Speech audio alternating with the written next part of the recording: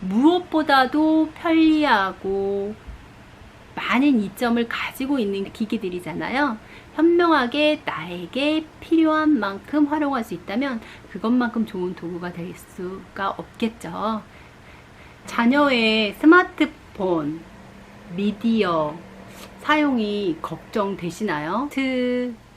디지털 원주민인 이 아이들한테는 디지털 기기 사용이 너무나도 자연스러운 일이기 때문에 글로 쓰고 정리하고 5% 책을 보고 사람을 만나는 게 익숙한 부모님에게는 쟤 너무너무 의존이 심한데, 너무 디지털 기기를 많이 사용하는 것 같은데 라는 생각이 들어서 걱정이 많으실 거예요. 몇 년 전까지만 해도 우리 또한 학습지, 스마트 기기로 하는 학습지는 아니지, 종이에다가 연산은 풀어야 맛이지 라고 생각을 했고, 책도 스마트폰으로 보는 책은 보는 것 같지도 않아, 일단 책을 봐서 종이책이 최고지 라고 생각을 했었는데, 저도 이제 전자책으로 책을 보다 보니까 간편하게 그 책을 다 사지 않아도 결정액만 내면 내가 원하는 다른 책을 볼 수 있고, 뭐 오프라인으로 만나는 것도 좋지만 줌에서 만나도 충분히 대화를 원활하게 할 수 있구나 라는 거를 느끼면서 조금씩 이제 디지털 기기 미디어 사용에 익숙해져 가고 있는데, 우리 디지털 원주민 아이들은 태어날 때부터 종이책이 아니라 전자책으로, 어떤 사람과의 만남보다 스마트폰으로 영상통화 하는 것에 익숙해져 있는 친구들이기 때문에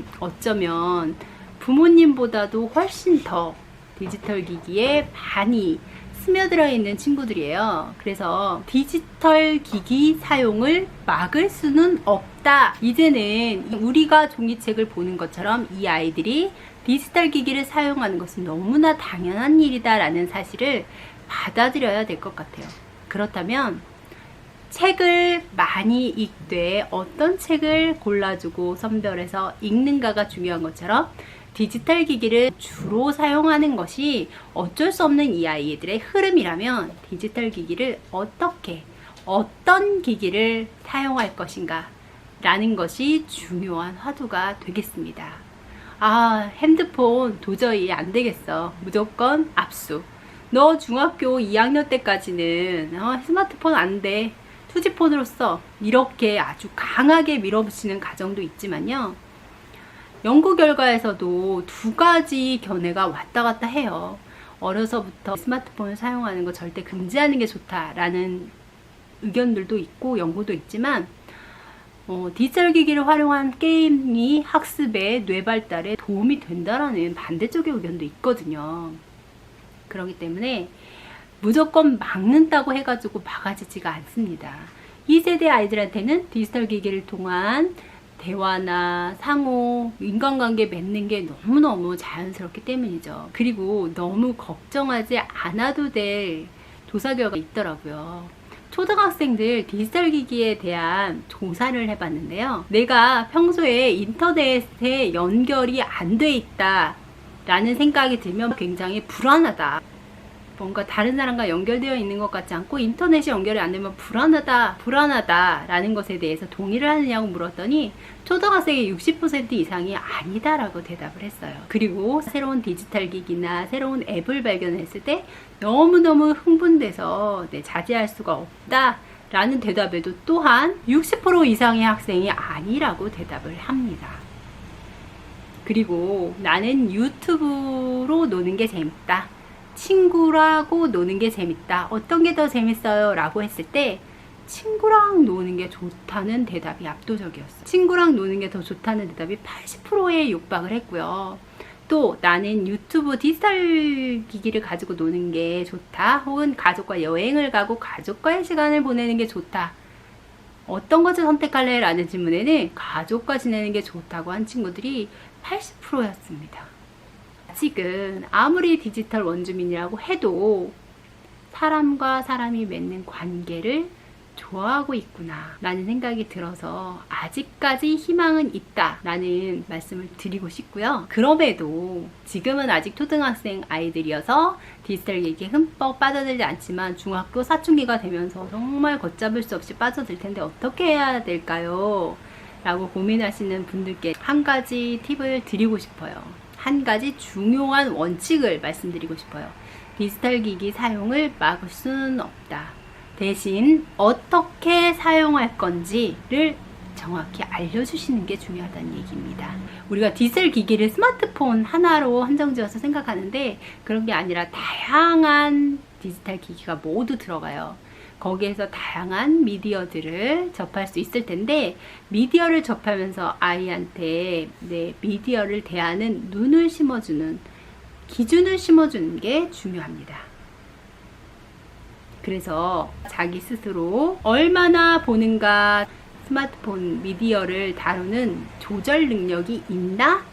라는 질문을 스스로 던져보게 하세요. 그리고 내가 미디어를 활용한다면 도대체 어떤 미디어를 활용하고 있는지, 어떤 미디어를 보고 있는지, 좋은 컨텐츠가 맞는지를 판단하게 하셔야 돼요. 그래서 나의 삶에 정말 도움이 되고 나의 식견을 넓혀줄 수 있는 좋은 미디어인지, 또 미디어를 볼 때 미디어를 어떻게 보는지를 생각할 수 있게 해야 합니다.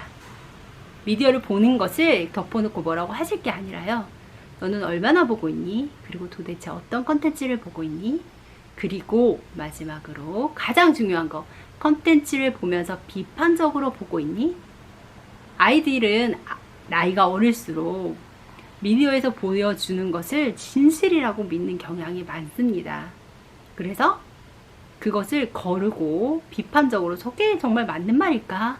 라고 해서 정보를 찾아보고 선택적으로 받아들이질 않고요. 아, 그렇구나 라고 생각을 하는 경향이 많아요.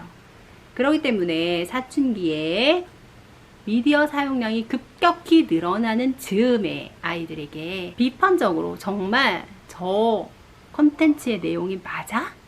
라는 디지털 미디어 리터러시 능력을 길러주시고 그 관점을 부여해 주는 게 필요한 거예요. 그래서 이 뉴스가 정확히 출처가 어딘지, 사이트가 믿을 만한 사이트인지, 최근의 소식인지, 또 기자는 믿을 만한 사람인지, 근거 자료가 정확한지 관련된 자료를 찾아서 체크를 할 수 있어야 됩니다. 또한 확증 편향이라고 해서 내가 지구는 둥글다 라는 관점으로 그것에 관련된 기사만 찾아봐가지고 그게 옳다는 것을 입증하기 위해서 기사들을 모아서 보고 있는 것은 아닌지, 그런 판단력을 길러주시는 게 굉장히 중요해요.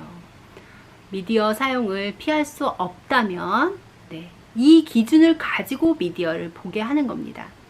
그것이 바로 건강하게 미디어를 활용할 수 있는 능력이에요. 그래서 가족 간에 같이 보시면서 아이들이 판단할 수 있게 도와주시면 좋겠어요. 아주 어린 아이들 같은 경우에는 무엇을 보는지, 그것을 보면서 무엇을 하는지, 어떻게 활용하는지 이런 것들을 살펴주시는 게 좋고, 초등학생 정도 고학년이 되는 친구들이라면 미디어 사용 규칙을 같이 온 가족이 정해서 밥 먹을 때는 우리는 미디어를 사용하지 않는 걸로 하자, 디지털 기기 사용하지 않는 걸로 하자, SNS를 사용할 때는 어떤 기준에 따라서 어디까지만 노출하도록 하자, 미디어 사용할 때 개인정보 사용을 이렇게 주의하면서 사용하자, 이렇게 몇 가지 사용 규칙을 가족이 정해서 사용하시는 게 좋고요. 사춘기에 다다르는 중학생 정도 나이가 되면 판단력이 생기잖아요. 그럴 때는 그만해, 핸드폰 그만해, 언제까지 할 거야, 이런 대화가 아니라 너 미디어에서 오늘 무슨 내용 봤니? 오늘 본 것 중에서 제일 인상 깊었던 게 뭐야? 좋은 사이트 있어? 너 즐겨보는 유튜버 누구야? 그 사람이 어떤 점이 좋아? 어떤 내용을 전달해줘? 그 사람 말이 진짜 맞긴 맞아? 이렇게 판단하면서 보도록 하는 게 좋고, 또 어떤 경험들을 미디어를 통해 쌓아가는지 대화를 나눠보시는 게 좋고요. 또 가족 간에 이런 사이트 봤는데 되게 도움이 되더라, 유익하더라, 이 정보를 여기 유튜브 사이트에서 얻었는데 이거 진실이면서도 상당히 일리가 있는 이야기 같아. 이렇게 미디어를 제대로 활용하고 있는 가족 간의 경험을 같이 공유하시면서 미디어를 저렇게 사용하는구나, 저렇게 활용하는 거구나 라는 생각들을 키워주시는 게 좋습니다. 그럼에도 불구하고 너무 심한 것 같아요. 너무 많이 쓰는 것 같아요. 자제가 안 돼요 하는 사춘기 친구들 있을 거예요. 그런 친구들 같은 경우에는 디지털 과의존 상태를 체크해 보도록 하세요. 스마트 쉼 센터라는 사이트에서 내가 얼마나 의존하고 있는지 체크할 수 있는 부분이 있거든요. 그걸 활용해 보세요. 또 유아, 청소년, 그 다음에 성인 대상으로 검사를 하게 되어 있어요. 10문제 정도 체크를 하거든요. 스마트폰을 내 스스로 조정하는 것이 어렵다. 또 스마트폰이 있으면 다른 일에 집중하기가 힘들다. 스마트폰을 이용하고 싶은 충동을 강하게 느낀다. 적절한 스마트폰 시간을 지키는 것이 어렵다. 이런 질문들에 5가지로 대답을 하면요, 결과가 바로 나와요. 그래서 스마트폰의 조절 능력은 얼마나 되는지, 또 얼마나 현저하게 자주 사용하는지, 문제적인 그런 부분이 있는지를 체크를 해서 도표로 보여주고요. 스마트폰 과의존 척도를 해석을 해줍니다. 잠재적 위험 사용자다. 사용에 대한 조절력이 약화된 상태이며 그로 인해 이용 시간이 증가하여 대인관계의 갈등이나 일상의 역할에 문제가 발생할 수 있는 상태, 이런 식으로 간단하게 결과가 나오거든요. 그러니까 가족끼리 모여서 너 문제니까 너만 해봐 이렇게 할 게 아니라요, 엄마도 성인으로 하고 아이도 하고 결과를 비교해 보는 거예요. 그래서 엄마도 많이 의존하고 있네, 엄마도 좀 돼, 너는 어떤 것 같아? 이래서 그렇게 대화를 나누다 보면 직접적으로 뭔가 눈에 보이는 결과가 나오고 서로 비교하면서 약간 찔리는 부분들도 있고, 그러면서 개선하는 데 도움이 될 거니까요. 가시적으로 내 아이가 얼마나 의존하고 있고 정말 과의존은 아닌지 너무 걱정이 되신다면 스마트 쉼 센터에서 과의존 상태를 체크해 보시는 것도 도움이 됩니다. 오늘은 디지털 기기 사용을 안 할 수 없는 세대의 아이들이라면 어떻게 현명하게 그것을 활용할지, 그것에 대한 이야기를 나눠봤습니다. 피할 수 없다면 즐겨라, 잘 활용해라, 현명하게.